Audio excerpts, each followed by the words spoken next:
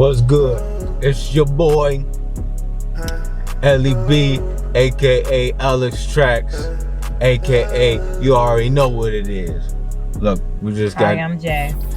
Oh, of course. And we have the beautiful, the most respected, the most stupendous, the most stupendous Janae Moore.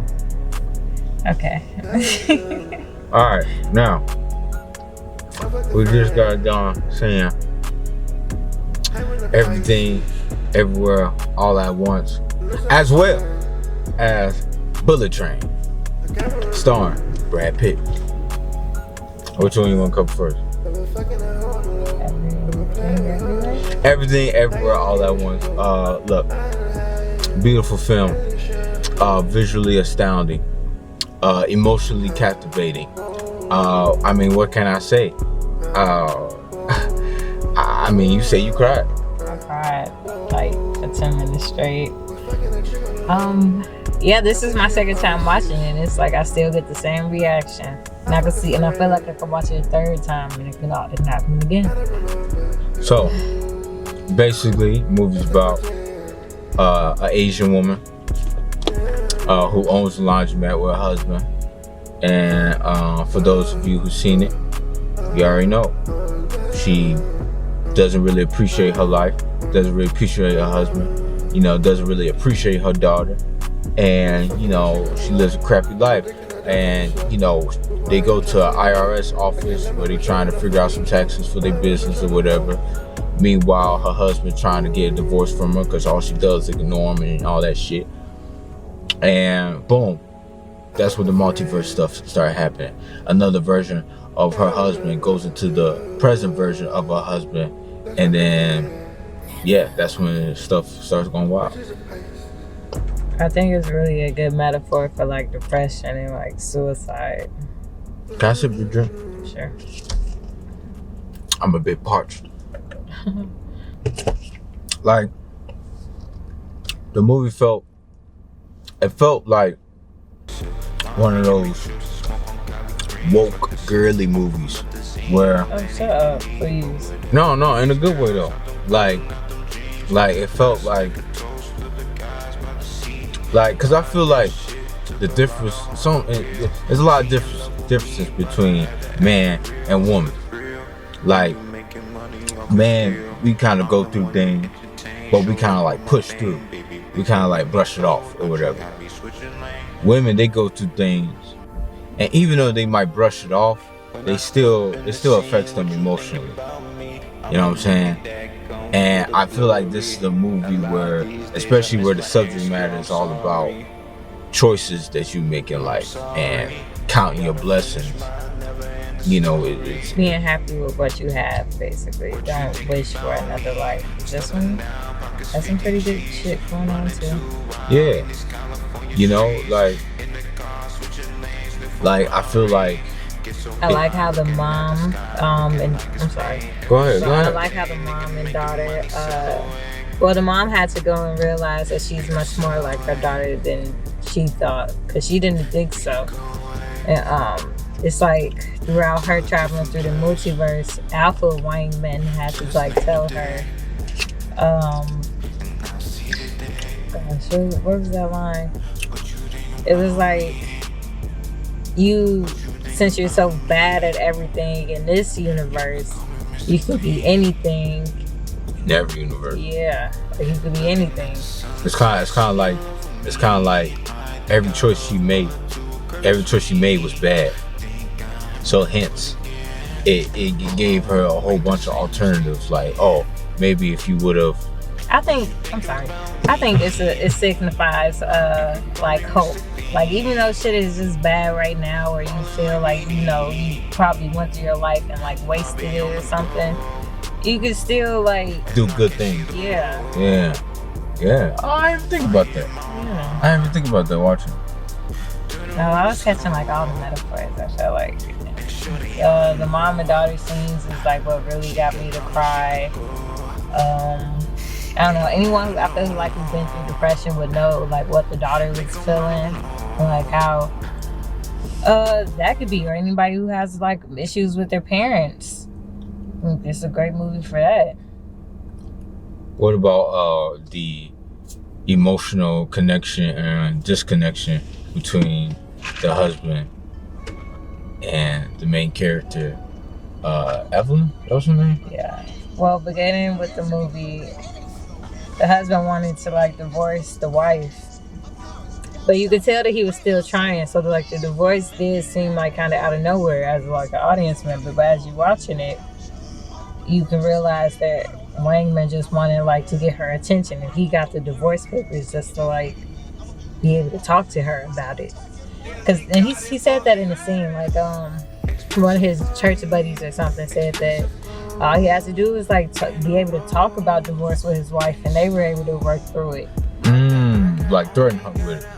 Not threaten her, dude. Just talk about like maybe the issues they're having in their marriage, and like to fix it, to figure out if they really do love each other and if they want to stay.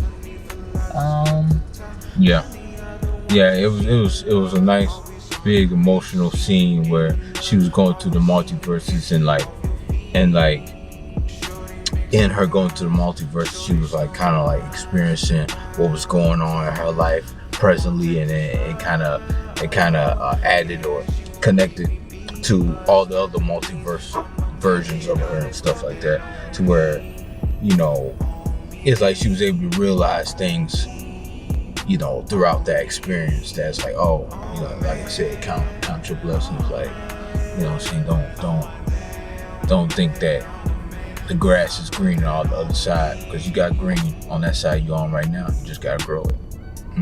Yeah. Yeah, what you think about that? But yeah, what would you, out of 10 tracks, what would you rate this movie? It's a 10 out of 10 for me.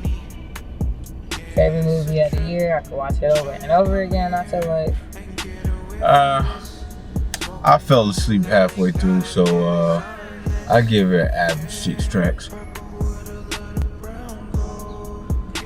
He thought Thor was good, so. Hey, Thor Love and Thunder was off the chain. Nah, but I'm playing though. Yeah, this movie gets a 10. It was very well done. Very well done. I was very impressed. All right, now. Bullet Train. Starring Brad Pitt. Bullet Train is simple. You got Hitman and Brad Pitt, but he wasn't like this cool, badass hitman with a tattoo on his goddamn shoulder and neck, ready to kill somebody any minute. Nah, he was kind of like Adam Sandler type. Yeah, your cool fucking school teacher that you talk to after class about basketball or some shit like that. Like, real chill guy, has to do his job at a train, and pretty much the whole movie just about getting entangled and running into mishaps and misunderstandings with other people that come on the train for different reasons, whether it's for vengeful reasons or to do a job like he's trying to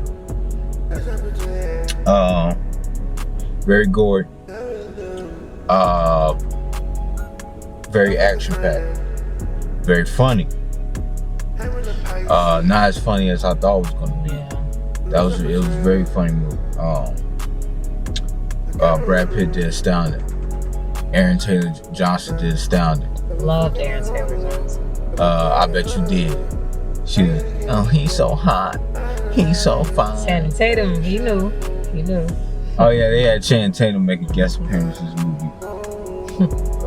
But yeah, the movie's cool. I do like those stylistic, cartoonish movies that have a like fast pace to them. Yeah. That's very colorful and shit. That was cool. That was some cool shit. Now what would you give that movie? Out of 10? Like an 8? Yeah. The character, Brian Tyree Henry, the guy who played Lemon, I think he did a really good job. Oh, the Lemon. The African American. Yeah. Okay. Yeah, he did good. He did awesome. Yeah, he was cold. He was very funny in the movie. Who else starred in it? Zazie Betts. Thankfully, she was only in it for like 5 minutes, so. Oh, you don't like her? No, not a fan that much. What? Yeah. I think she's cold. She's funny. Had a brutal death. I mean, yeah, I liked her in other things, but I didn't like her being casted in Harder They Fall. It just did. I didn't like her in that movie, so that threw me off. But everything else I'm seeing her in. I gotta get used to it again. They did have a lot of colorism issues in the movies.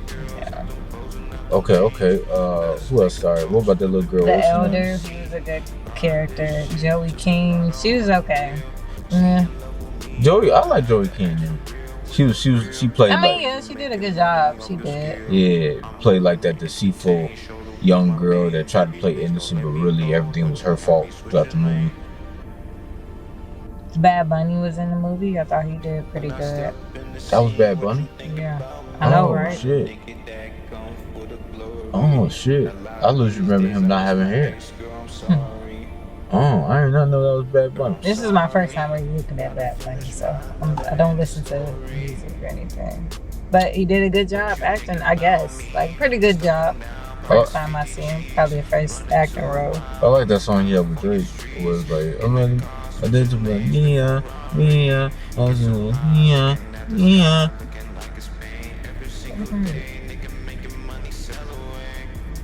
Who else was in? The man who played the Elder was pretty good. Hiroyuki Sanada. Hiroyuki Sanada. Very well done. That's inappropriate. Wow. Seems kind of racist.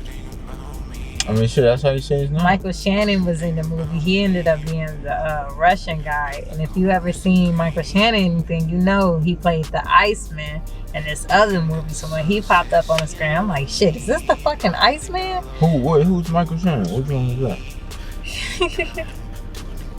Oh, of course. I'm like, shit, is this the fucking Iceman? Like, the Iceman was a movie about, like, this hitman, basically, for the fucking mob. And I was like, damn. And he was like supposed to be cold, and hence the Iceman. Like, he ain't played no games. So I understood why he cast him for this guy. So it was pretty cool seeing him.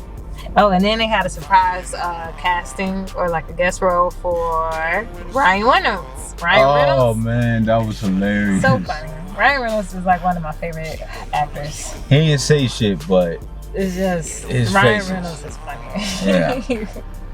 But I thought of him in that fucking movie. He was just in Free Guy. I thought of him being in Free Guy. Oh, you seen Free Guy? Yeah. Oh, and I thought of him being in fucking Death Proof or Deadpool. Yeah. Don't be disrespectful. But yeah, very action packed. Like I said, CGI was good. Both movies had good CGI. CGI was good. And both movies have very good action.